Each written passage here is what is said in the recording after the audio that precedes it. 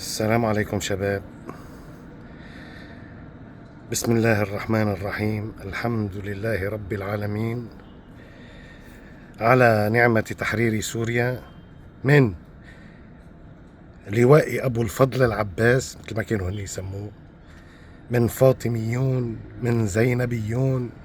هذا أبو فضل. أنا ما بعرف منين بيجيبوا هالأسامي وكيف بيحطوا على حالهم هالأسامي، بينسبوا لحالهم هالأسامي اللي هي ما لها علاقة فيهم نهائي. من إن شاء الله تعالى عصابات الهجري ومن يدعمه من يدعم عصابات الهجري. أنا صراحة يا شباب اليوم مبسوط بالاتفاق العظيم بيوم عظيم، مثل ما أحد المتابعين الإخوة قال لي اتفاق عظيم في يوم عظيم. الاتفاق الثلاثي بين السعودية وتركيا وباكستان. أي دولة بيصير على أي دولة الدولتين الباقيين بيتدخلوا. تمام.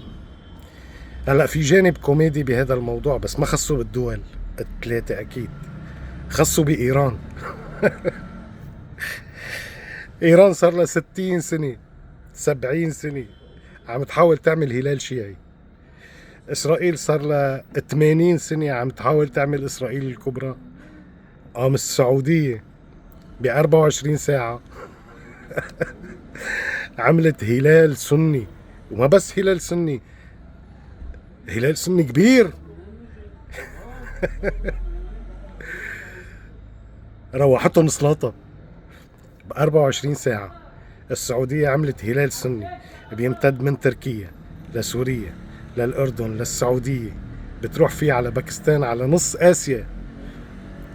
الهلال السني اللي عملته السعودية هو من باكستان بنص آسيا، بيمتد بكل آسيا لتوصل لأوروبا، لشرق أوروبا، لتركيا. وإيران إلى 60 سنة أجرمت وقتلت آلاف المسلمين، روحت من شعبها الآلاف المؤلفة، عيشت شعبها بأسوأ ظروف ممكن أنك تعيشها. الغرب دعمها وفوق كل الدعم اللي إجاها من الغرب، وخلاها تسيطر على 4 مدن، 4 دول عربية، ورغم كل هذا ما قدرت تعمل هلال شيعي. 60 سنة عم تحاول السعودية ب 24 ساعة. أنا بدي وجه كلامي لأصحاب عقول، أصحاب عقول الحمير اللي واقفين مع السياسات الإيرانية، أو مع بهذا الطرف، يعني بالطرف الإيراني اللي بيدعي المقاومة هو ما له علاقة فيه.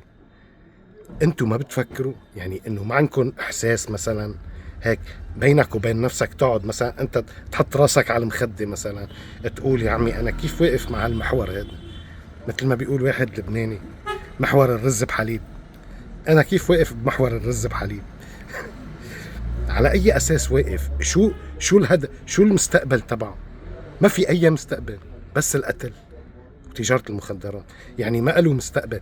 يعني هذا المحور الإيراني ما في أي مستقبل. بيدعوا المقاومة هني، بس هني فعليا ما في مقاومة.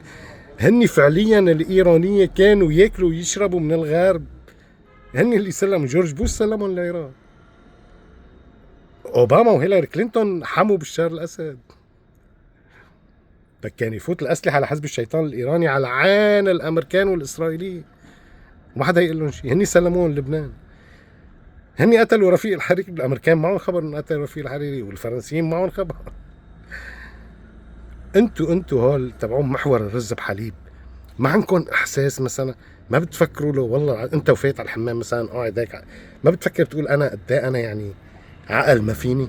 يعني هول العراقيين، اكثر شيء العراقيين بتلاقيه هو بقلب العراق حامل علم ايران وماشي وعم يتحدى العالم انه حدا يقشطوا علم ايران. يا عمي جعل عمرك ما ترجع حمال عمل مين بده اصلا لك جعل عمرك اسا روح غراء بالوحل اكثر. نحن مبسوطين اصلا، ما زعلانين انك عامل علم ايران. لا بيحمل لك علم. طب هول ما بيفكروا هول مثلا؟ ما عم بحكي كل الشعب العراقي، ما بدي ضل اقول دايما كل الشعب، بس انه ما عندهم احساس. ما بيعرفوا انه المملكة العربية السعودية ما بتشتغل الا بذكاء. ما بيعرفوا انه اللي بده يحط راسه براس المملكة العربية السعودية بده ينحط راسه بالتواليت. بدنا نحط له راسه بالتواليت اي حدا بيحاول يتحدى المملكة العربية السعودية. وبغض النظر شيلك من هذا كله، هذا الحلف الثلاثي، الاتفاق الثلاثي، ما في هلا نحن شو عم نعمل بسوريا؟ نحن هيك، نحن ناطرنكم على دقرة اصلا، يعني بدنا دقرة من الحشد الكسكسي، دقرة صغيرة لحتى تفلت.